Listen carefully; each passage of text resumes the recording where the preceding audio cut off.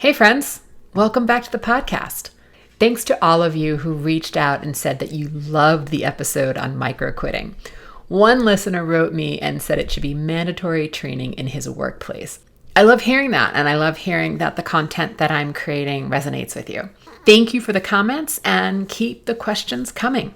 On this week's episode, it's about figuring it out, or as Marie Forleo says, everything is figure-outable. It's really a deep dive in resourcefulness. What I've been seeing is an inverse relationship between the vast amount of information available and the amount of determination and motivation to figure it out. I get it. You're tired, maybe even exhausted. But we've also gotten lazy in our thinking and our ability to problem solve. We want others to do the work for us, and many of us have lost our resourcefulness muscle. The definition of resourcefulness that I'm talking about is the ability to solve difficult problems, often in original, clever, and inventive ways. And I see this show up in our lack of thought leadership and in reciprocity. It shows up in our mindset when we think that we could have done something better if we had a bigger budget, more resources, or smarter teammates. And it shows up when we think that someone or something is responsible for our own professional development. Let me give you a few examples. I've had colleagues ask me for my strategic work so they could use it for their account. So they weren't going to scrub it and repurpose it with new thoughts or a fresh take on the approach, which was about a year old. And if you know anything about technology and marketing, 1 year is about 10 years old because of the velocity of business. You might be thinking, but Jill, this is resourceful and that's what everyone does. There's a difference between using the work to inspire your approach to your challenge or your client's challenge and then directly using the exact work because you don't want to have to think about customizing the solution to the particular problem on hand. And yet that's exactly what you're paid to do. I've had a fellow coach ask me if she could copy my client agreement and my worksheets and exercises. She wanted to copy the client agreement that I hired a lawyer to write for me. She didn't ask me for guidance. She just wanted to copy my documents without offering anything in reciprocity. I recently had someone ask me how to pitch a corporate client, like as in what to say, how to script it, what vehicle should they use, Word or PowerPoint, and by the way, could I also look at their copy and their presentation and get feedback? That's what I get paid to do. They asked me all that, yet offered nothing in reciprocity. As a career strategist, that's what I actually do for my clients. I help them get ready in the strategies that they need to be prepared for in their career. So this is anything from reviewing the presentations, whether they are internal presentations for promotion, if they're sales or consultative selling presentations for their clients, how they're going to practice or give a speech or a talk at an industry event. I prepare them with the questions that they're inevitably going to get hit up with, and then I put them in a high-performing mindset so that they're ready for this. It's funny that someone would ask me to do that for free without any offer of reciprocity. So I asked this person if he had a business coach or a strategist that he was working with. He, of course, said no. And then he said, well, I can easily figure this out. But you're not figuring out. You aren't asking the questions and applying the information directly to the new business pitch scenario. And then you're asking me to do the heavy lifting for you without any form of reciprocity. We've become incredibly lazy. Sometimes we call people in our industry because we want to pick their brain. And we offer them nothing, not a meal, not a cup of coffee, not what can I do for you in return, how can I help you? Again, nothing in the terms of reciprocity. On the extreme, we ask a colleague how to spell something. We hold our phones in our hands and then we ask someone what time it is or what's the weather. We ask Facebook, what should I do in Miami? Versus saying, hey, I'm looking for the best places to eat when I'm in Little Havana. What else should I see or taste or hear while I'm in that neighborhood? We scroll Twitter and we get quick hits of news and information, but these bite-sized pieces of information that we are consuming so fast don't provide us with an opportunity to think. The fast scroll doesn't require us to think or form an opinion. It's just numbing us out, or we're engaging in some level of like a doomsday scroll. And then because the art of thinking is a practice, you tell yourself you don't know. And the I don't knows that you tell yourself is just your brain putting up resistance because you ask it to do something that is hard or challenging. It's like a subtle version of learned helplessness. So if you're saying to yourself, Jill, what's the problem? I'm so busy and this is just an easier way of doing it. The problem is you've stopped thinking. Our brain is like a muscle and it needs to be exercised. Science has shown us that when we continue to exercise the brain, we have a greater chance of warding off any cognitive decline. And when you only take from others without thinking first, you are just regurgitating. And then you lose the muscle of thinking for yourself. If your colleague solves all your thinking problems for you, what are you going to do when they go on vacation or leave the company? Getting training is sometimes what you need, right? You need to be trained. And if you're working in the world of technology, digital media, healthcare, fintech, marketing, there's so much unknown. And it's an NBD, and never been done before. And that's okay because at some point, everything is an NBD. But when you, and I'm going to say it, steal thought leadership from another, you don't learn anything. You can borrow from their core thinking. You can be inspired by it. And with their permission and attribution, of course, you can use it as guidance. But the way you strengthen your brain and become a thought leader is not through plagiarizing. It's by taking in a lot of information, getting curious, and then finding the way to make it your own. There's consuming, and then there's creating. First you consume, and then you sit and think and exercise your thoughts. You then create. I used to do a lot of ghostwriting for the executives in my company. I'd write their quotes for the press, Wall Street Journal, New York Times, Ad Age, or I'd submit articles to industry associations on their behalf, and that's totally fine. It was what I was paid to do as I worked within strategy, innovation, and content. But it started to dawn on me that I wasn't helping them, meaning I was writing for them because they were busy on the earnings call, and that's fine. But I started to notice that before they went to the industry association meeting, they weren't interested in being briefed on the content or the discourse. Good luck with that.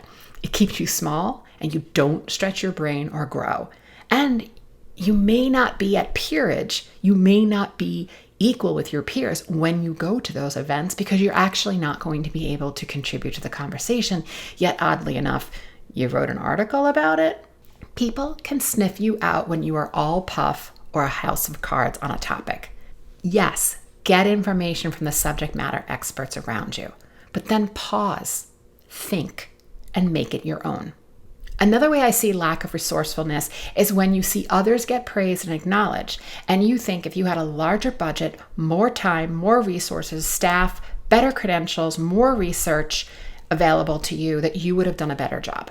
Look, money and resources can help, but we've all seen some of the best businesses born out of necessity or during a marketplace downturn. Netflix, Airbnb, Uber, all started in a downturn with limited resources. So many marketing and promotional efforts are born out of ingenuity. And small businesses start with little capital and resources, and they do this all the time. Resourcefulness is a mindset, and it is especially relevant when the goals you've been given or you've set for yourself are challenging. What is going to be required is choosing your mindset in advance when what's expected of you is difficult to achieve or you don't have a clear path on how to get there. You never need to know all the answers. You need determination and desire. You need to know your motivation. And with a resourcefulness mindset, you are driven to find a way. You are amped up and prepared to solve the problem. An attitude of resourcefulness inspires new thinking. You can't read the label from inside the jar. It's like anything in life. When I hear about a challenge, so often the committee trying to solve it is trying to solve it from the viewpoint of the problem. And I'm here to tell you to Marie Kondo it. Mentally start. Take everything away, but mentally start with how to be in the solution.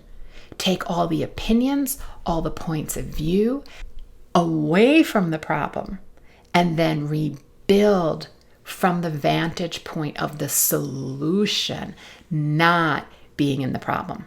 So what does that look like?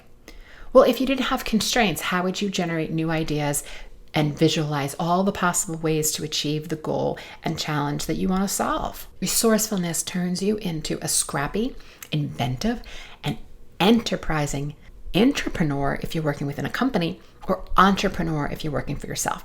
It places you a cut above the rest because you have agency of self. One of my personal values is agency of self. And one of the fastest ways to get that agency is resourcefulness. I remember watching my former CEO when she responded to complex client challenges. And at times she would say, I don't know, but I know how to build solutions and I know how to find the answer. And another way to frame her answer is the difference between, are you putting out fires or are you in the fire prevention business? Are you building your wellness and immunity, or are you managing your sickness? I remember when I heard her say this at the time, like, wow, that was so easy. She was totally authentic and she's not going to pretend she knows it all, but she has given complete confidence and she has complete self-assurance to tell the client that she knows how to find answers. Your brain is capable of solving problems. And sometimes you need new information, new training, and new skills. Sometimes you need an expert. Sometimes the answer is outside of your skill set. And there'll be plenty of obstacles that you won't have thought of as you're going through your challenge, and you're not going to know how to resolve them. And that's okay. But it's all possible when you tap into the mindset of resourcefulness. For any of you managers out there, managing development and human capital is so important for your team's growth and your ability to get things done. And encouraging a mindset of resourcefulness will enable you to lead your team. But listen, if you're always solving their problems, you will paralyze them in their ability to think creatively. Coach them. Ask them questions. When they say, I don't know how to do this, a really powerful question is you could say, well, what if you did know? What would you do? If all the constraints were off this problem, how would you solve it? What if you knew you could solve this issue and build a solution? And who do you need to be in order to build the solution? Hire for solutions before you hire for problems. Your direct reports are not necessarily your fellow problem solvers. Don't burden them with that. It always made my colleagues and teammates uncomfortable when one of our leaders would dump half-baked drama onto your lap, give you limited details, and then trash the company or the client and be all stressed out. He didn't delegate. He dumped.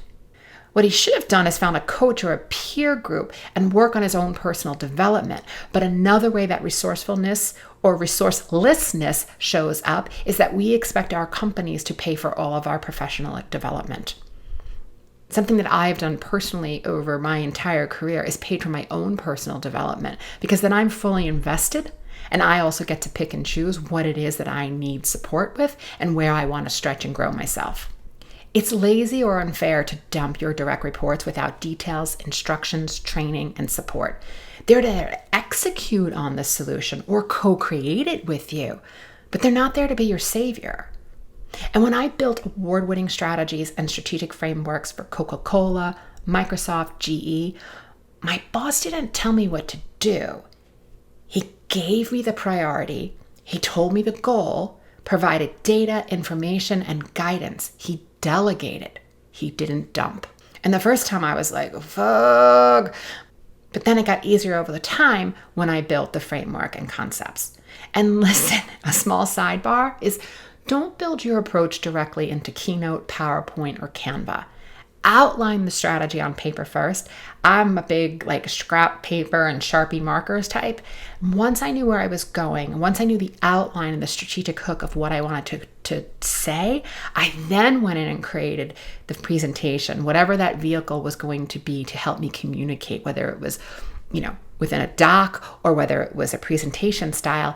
I was building it on a page, almost like a pitch on a page, doing that first and then creating the presentation. You will burn considerably less hours this way and not let a technology get in your way. But back to the strategies. There is no manual or precedent for creating a strategic framework for those world's top brands.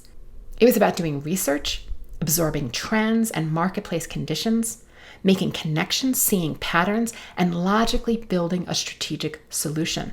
And I approach this again from, wow, this is really cool. I get to do this for these really well-known brands. How do I want to approach this? What would be a new way of thinking? And every step of the way, people will be like, wow, you're really innovative. You're thinking so differently. Or how do you think like that? And I think like that because I set my mindset first. And then I consume, again, mass amounts of information. But then I come back to myself and I close the computer. I close the phone. I don't look at any of those things. And I say, okay, how do I want to express this? And that's where you start building your own thought leadership. When you are not resourceful, it puts a drag on your team. Your results, what you're creating, will lack imagination and excitement. You'll get mediocre work, or everyone will be waiting for someone else to do the heavy lifting, creating a very lazy team. It's a skill and a practice and a mindset that equals resourcefulness. What if you believed you could find the answer? What if you always believed you could find the answer? What if you believe that you can get what you want because you always assumed there was a solution? How would you show up differently if you really believed that? So here's what to do to create a resourceful mindset. First, resourcefulness is 100% mindset. Thoughts like, I can figure this out, I'll engage with others, I'll get their input, there's absolutely a solution. You must wholeheartedly hold the belief that you are competent and adequate and you will achieve the goal. This belief is the first step you take when getting things done. When you are self-assured and confident, those feelings will help you like yourself more and trust yourself, and your creativity and innovation will flow. Stay open. Explore options for the solution. Ask yourself, what would you do if the same challenges weren't there? Number 2, be creative. Resourcefulness is about having the mindset to look at what's in front of you and to optimize what you have to work with. Being imaginative is not always about creating something new, but also with a little ingenuity, it could be about making old things work better. Incremental innovation.